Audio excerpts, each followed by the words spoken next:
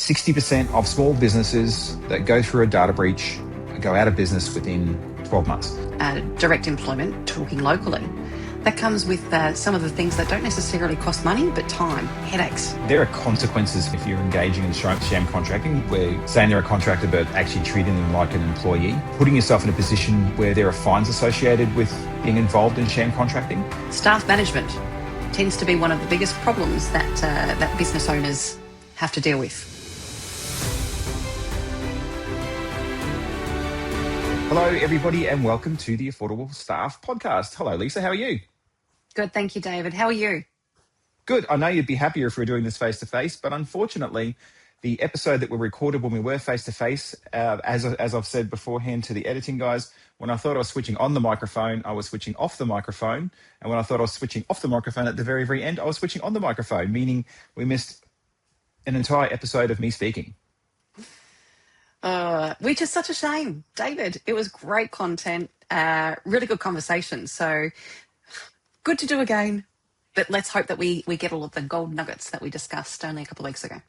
I'm sure we will. So today we're going to be talking a little bit about the different types of employment models that you can look at engaging when you're looking at scaling and growing a business. And we're just going to have a talk about some of the pros and cons of each of those different areas. So the first way, and I'm just going to jump straight into it. Apologies, Lisa. I'm not giving the opportunity to, for us to do that little nice warming up conversation that we'd normally do. That's fine, David. Yes. So the first way that you can look at engaging a person if you're looking at growing your business is via direct employment. Now, with direct employment, you're looking at paying their tax, their super, their benefits, whatever else. You're also generally looking at supplying them with a location that comes with an additional cost. And you have to maintain and control all of their HR. You have to make sure that if they, especially if they're an Australian employee, if you're listening to this within Australia, you need to make sure that you're paying them the correct award and the correct rate. And quite a few small businesses and medium and large size businesses do employ people using that model. Then you have a contractor model where you can actually look at having a person who has their own business and you can contract them for whatever period of time and whatever amount that you want to look at engaging them for. Now, under a contractor arrangement, you would normally be reserving a period of time of the person's working hours, making sure that they're not solely a direct employee working for you. And if they were a sole employee working directly for you as a contractor, then they actually are deemed as an employee. All makes sense so far, Lisa? Yeah, and I suppose for the first model, direct employment, talking locally, that comes with some of the things that don't necessarily cost money, but time, headaches. Staff management tends to be one of the biggest problems that business owners have to deal with. Yes. Yeah, exactly. Then you have a look at offshore options, right? And this is where we come into the play in the mix. And you can look at a service where you're looking at going to a agency, and they can find the person for you. They can shortlist the person for you. They can supply the set up the interviews, et cetera, and there's normally a placement fee that they charge for that. Now, if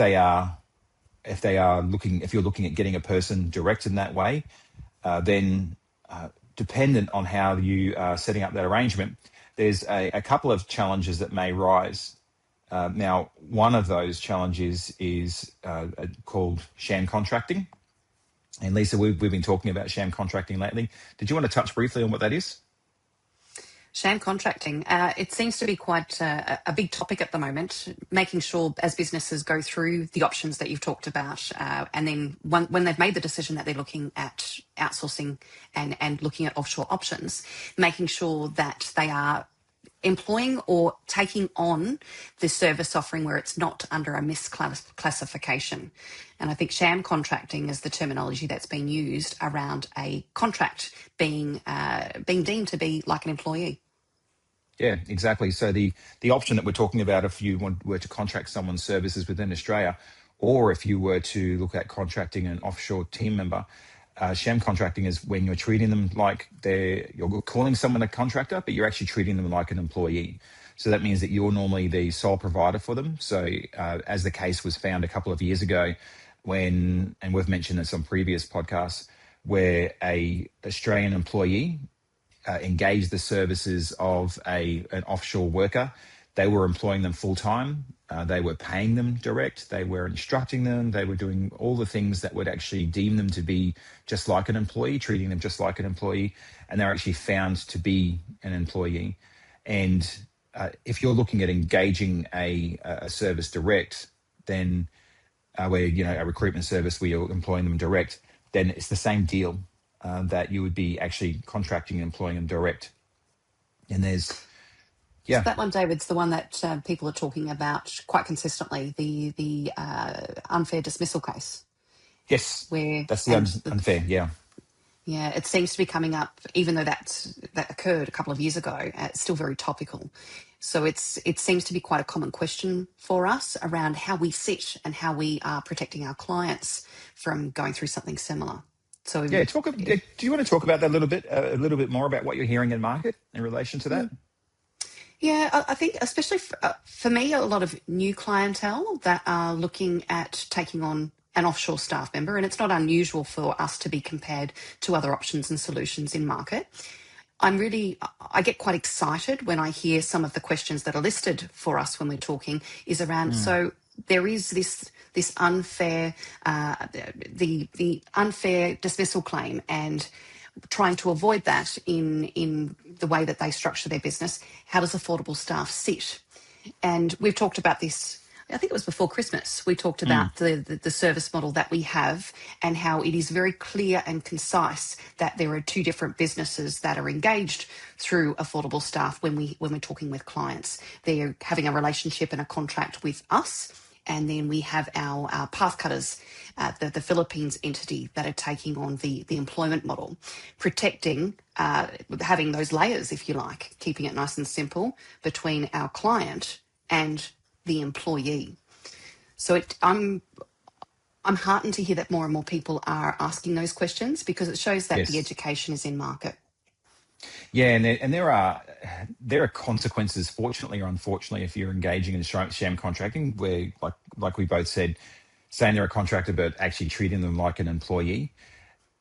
You can inadvertently end up being in a position with the Australian government in relation to if they're found to be direct employees, where you can be putting yourself in a position where there are fines associated with being involved in sham contracting, and they can be quite substantial, the fines that you can receive if you are found to be being engaged in sham contracting.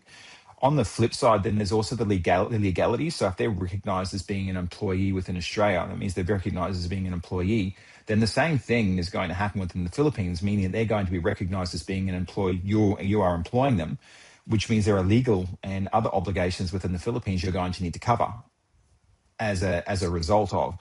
And again, innocently thinking that you're engaging a service where you're looking at finding a person. And the thing that I've noticed, and what I've noticed, is that normally if you're looking at using that service, it's more of a cost-related scenario, as opposed to and this is my opinion and what clients that I've spoken to that have come to our service after using that service, it's almost like the industry makes it sound as if it's super easy to do. And until it's not. Yes, and that's the thing. And I mean, it's fantastic. It's fantastic to sell it in that particular way, where you just say, all you have to do is pay us this amount of money. We will find all the really good people for you. We will shortlist them for you. We'll negotiate on all their pay and all that sort of stuff. We'll assist you with it, and then they're yours. Now, in Australia, like you said, let's say you engage an agency in Australia to do all of that to find an employee for you. What happens next, Lisa? Sorry, to clarify, when you are looking at finding local or offshore? Both. If you were to use a offshore service where they're finding the person for you and they're giving them to you, or if you were to use an onshore service and you're finding the person and giving them to you, what happens after all that part's done and you employ them? Well, then it's your employee. Yes. You've got to onboard. You've got to take on all of the responsibilities around training, managing, and managing remotely could be rather interesting if it's just the two of you, so to speak. Yeah, because depending I on the distance, for sure. I mean, we're talking like and five their and a half to six infrastructure. thousand kilometers, and their infrastructure. Yeah. The Fortunately or unfortunately, Philippines. Whenever I go to different business events, and when you're looking at more medium to larger enterprise business events, you go along and it's the same thing for whatever reason. Everyone always says, "What do you do?" instead of how do you do, or any of that sort of stuff. And then I go around, I say, "Oh, I have a outsourcing business," and they say, "Which country?" And I say, "The Philippines," and they go, "Ah, how are the brownouts going?" Mm. Because it's a thing. The Philippines is known as the place of the country of brownouts. And Lisa, do you want to explain what a brownout is? There are varying different scenarios that I've heard around brownouts. In layman's terms, unreliable power. Yes, Now, the unreliable and brownouts, inconsistent. yeah. Now, if I remember correctly, and you've explained this to me before, there are different zones around the electricity, Yes. and there is, I think something gets overloaded, and then all of a sudden, power's out. Yeah, it's a demand of Am I it's right? where the amount of power required exceeds the amount of power available, and then that Mm-hmm. trips the system and causes a brownout. And Mm. that brownouts are more common in residential areas than they are in commercial areas. And you would normally need to make sure that you had adequate backup power, et cetera, backup generators, and that in itself can cause issues dependent on the type of generator. But I won't go into all of that detail, knowing that I'm the tech guy and I've done all the I was research going on to it. say, I'm picturing myself if the power goes out, I have to go outside and like start a generator. Correct. So I'm offline and I've got to reconnect and everything. Yes. So That would be inconvenient if I was in Zoom meetings. it can create an inconsistency of service, certainly. And you can look at getting backup power supplies like a UPS, but you still have to go and start the generator. You still have to go through all that process, so it's still going to be a disruption. Hmm. And for a number of our clients, we're aware of how important it is for them to have. Continuative service. Well, we have a record of 99, having to be above 99.9% uptime, and we've successfully achieved that for years. You have the occasional hiccup because technology is great when it works, but overall, like we're always online. So I Mm. mean, it's yeah. So again, you're looking at getting in this particular scenario that we mentioned, someone overseas. You're looking at recruiting them. Then they come and work within your business. They come and work for you within their business. There's the possibility that you could be engaging in sham contracting, like I said beforehand, which has financial and legal consequences in Australia as well as in the Philippines. Just again, not knowing because you were sold a service that made it sound like it was so simple and such an easy way to run. Um, The old saying, if it's too good to be true. Now, there was yeah, a dollar figure on the penalty. I remember when we were reading upon this, and that penalty is above and beyond the minimum standards within Australia. So yes, obviously, people look at the Philippines and they think that it's a cost-effective solution. With going direct, they're not always including what are we would call it the standard requirements, tax superannuation and things like this. Now, mm, it is quite topical for both countries in the Philippines and Australia to be talking about direct employment or misclassified contract, because in essence there is in both countries scenarios where the government will be looking at this as avoidance of tax. correct. So I think that there is only a matter of time before there's going to be a pretty good example made of somebody that's avoiding the tax components. Yeah, and then there are other implications around wage theft Hmm. because you're potentially like again the person then is classified as an Australian employee, then they can go after you for wage theft as well, which includes additional criminal exposure in Australia if you're found to be engaged in wage theft. So it's again something that seems so simple can become quite complex Hmm. overnight without you even thinking about it. The other There's two other really, really big things that I wanted to mention. Obviously, the challenge around security that I've discussed beforehand. If they're working from home, because normally they would be working from home, or they're working from a shared working space, which is even more terrifying in my thought process, because normally the infrastructure around the shared workspace, the it's not as secure as it should be when you are connecting via their internet into their Wi-Fi. And a lot of the times they haven't, again, invested in the best secure infrastructure, meaning that one person here could see what another person's computer is and potentially hack into that computer. And the common workspace is that it's just a matter of paying the money. So if I was a hacker and I wanted to go in there and hack, I'll be able to go into that workspace, pay my weekly or monthly fee, and sit there and find all the other computers that are on that network, and then slowly start just hacking them. If you're a reasonable size hacker and a reasonable skilled hacker, you can get into a machine and not leave a trace, so people don't know. Get the information, sell on the dark web, and that's the other challenge. Is if you're employing them via that method, if you don't have a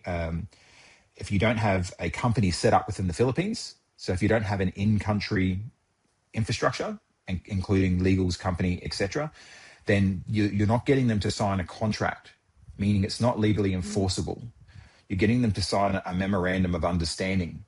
Now, a memorandum of understanding is I promise I won't do that. Now, and just to clarify, you're talking about the staff contract that they're signing to say this is my obligations as an employee. This is if they're working for us, we have a contract and this is where we're saying, yes, these are your obligations as an employee through Pathcutters, that I am contractually bound under these specific areas, and they're legally enforceable. If you're contracting a person direct, or if you're hiring direct, then you don't have any of those protections in place, because that's where they've got the memorandum of understanding. Memorandum of understanding, which is me saying I promise I won't do it. Now, if you're driving in a car, what's the first thing you do when you hop in the car after you close the door, Lisa? Seatbelt. Seatbelt. Now, why do you do that? Because it's comfort. It's comfort in my safety, knowing that if anything goes wrong, I've got a seatbelt on. Okay, now how many times have you had an accident? Not my fault, David, but 3 or 4 times. Okay, well, considering the number of times you've driven a car, it'd be a very, very small percentage. Now, the fact that you were wearing a seatbelt when you had those accidents, what did that do? Kept me in the seat. It protected you. And protected. Right? Now, when you're utilising a managed service where there's an intercountry agreement, where there's an infrastructure set up within the country that you're dealing with, that's a seatbelt. I like this analogy. Yeah, because, and that's the thing, is that the seatbelt is the security that you have when you're working with a managed service like ours. All of the newer cars now, all of the touchscreen stuff and all the features. That's all of our support. That's all the support mechanism that we have. And then the car itself is the VA that's driving the direction that you need to go. So I think I think it's just important to understand that that if you are looking at engaging a direct service for whatever reason, that you are risking the fact of not wearing a seatbelt when you're going along that journey. I was actually, just before jumping into this to catch up with you, David, talking with one of our original clients, and he actually referenced that the security aspect is why he is quite loyal to Affordable Staff. He actually was one of our visitors a few years back, and still today, that is his seatbelt. Yes. And if we talk about that security part, again, 60% of small businesses that go through a data breach go out of business within 12 months. 6 out of 10 businesses that are engaged in a data breach, 6 out of 10. So if you were to go to a networking event, there's 10 people there, 6 of them will be gone after a data breach. That's huge. So that's an impact. Yeah, right. It's an impact. So there's a risk of a data breach. Now, again, memorandum of understanding. I promise I won't do anything wrong. I promise I won't take all of your clients' data. I promise I won't steal it and sell it on the dark web. It's about, I can't remember how much it is, but it's a reasonable amount. It's something like $1,200 US. I'm making the figure up, but we'll work out what that is, and I'll mention on the next episode. So if we're talking like 1,200 US for one record, and that's one complete record of a person's first name, last name, address, like all their identifiable data that you could use if you were to take that person's information and pretend you're them and apply for a loan. If you were to have 100 of those, I mean, that's a payday.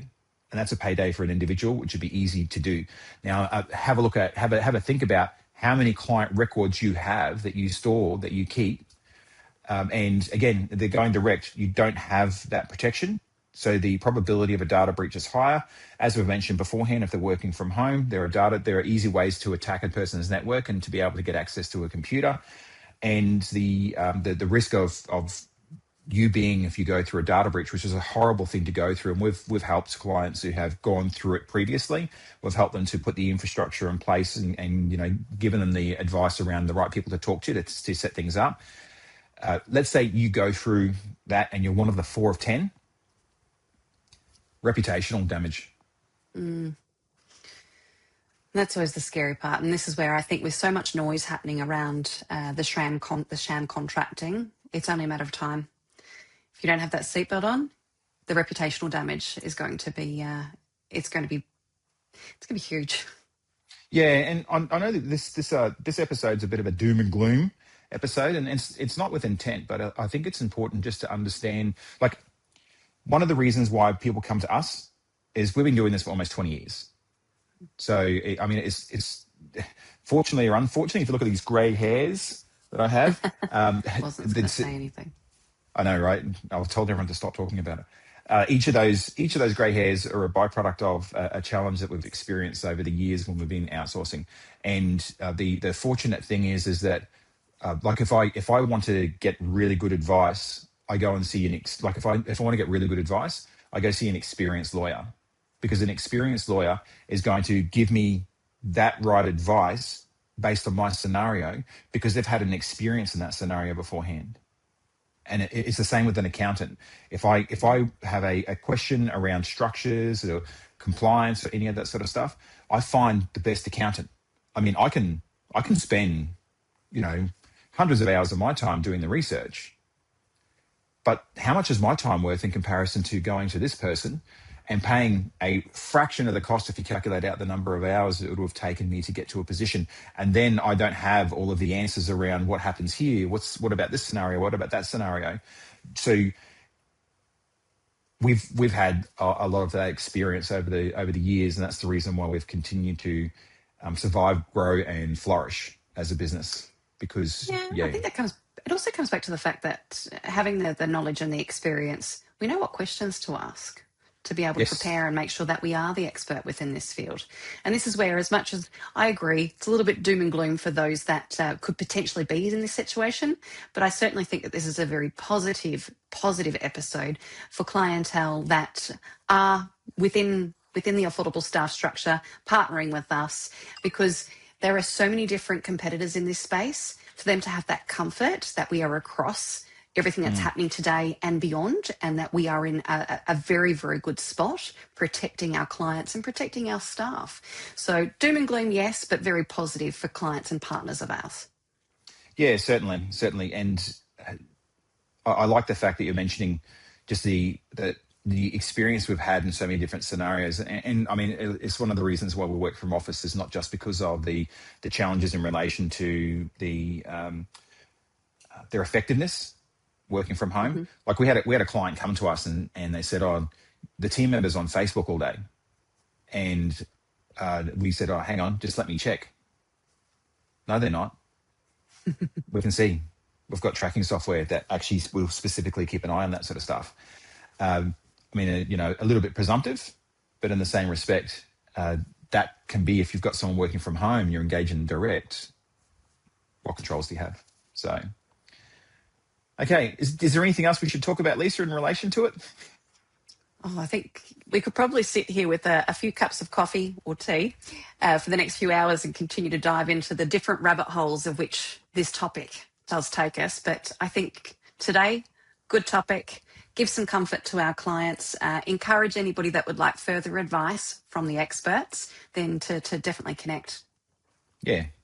Yeah, and also if there are any other additional topics, we've had clients that have contacted us. This is the reason why we're talking about this today, because we've had an increased number of clients that have been coming to us that were historically using other services, and they've gotten stuck.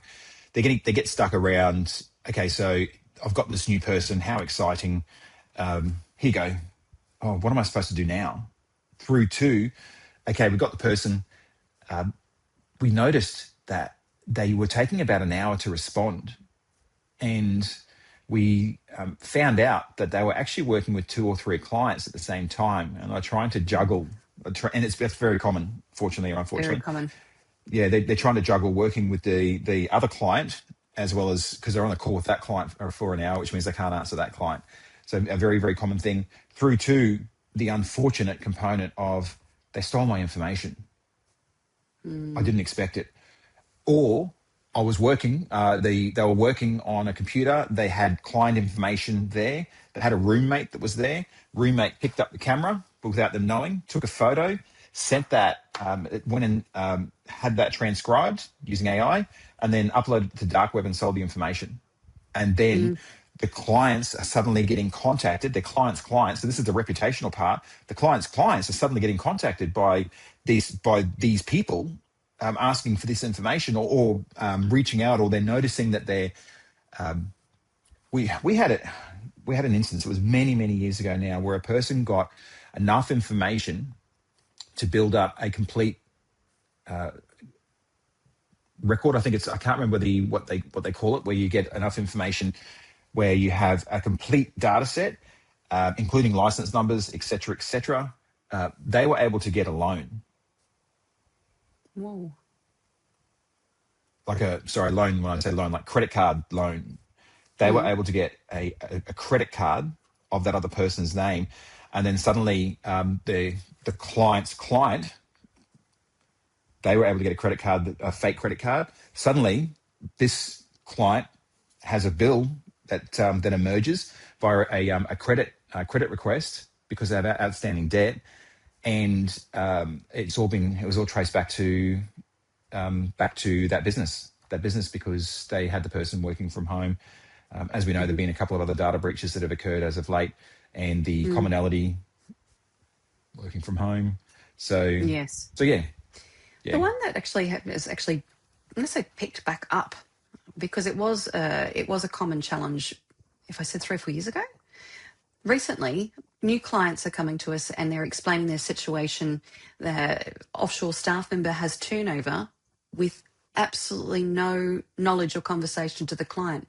And it's not until the offshore team member is asking very old school questions, outlining that they don't really know standard process.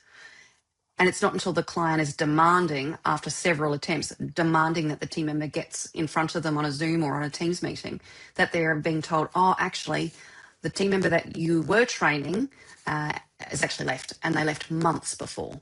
Now, that was quite a common scenario with new clients several years ago, but I'm hearing that more and more over the last couple of months. Yeah. Or, we're trying to top each other now, right? Around stories. We had a client that came to us that they first started working for this person direct. That person, they just seemed to, like you said, started to seem a little bit vague around understanding the detail, all that sort of stuff. This person, everything was going so well. They decided to set up their own agency, where they were now the head, and they started employing people under them. And this is the person here that is now overseeing 3 people, because it's all working so well, working out of their bedroom from their home. And you've suddenly got this person who's trying to train that person, and that person, and at the same time they're trying to run them, and then again, same deal. It's like, turn your camera on, I want to see, and then they turn the camera on, they do a call. It's like, who are you? It's like, you're a dude. I employed a female. What's going on? That's scary. It's scary. Okay. Anyways. Let's wrap up. As I say, we could keep going. Yeah, I know we could. We really genuinely could. Appreciate everybody's time for coming and listening to today's episode. If you have any other questions or any other topics you'd like us to discuss in the future, then please reach out to Lisa or myself, and happy to oblige and to discuss down the track. Sounds good. Thanks for your time, David. Thanks to Excellent. Thank you, listeners. Lisa. See you Yes, next and we'll do a month. face-to-face next time. Please. Okay. See you. Okay. Bye all. Bye.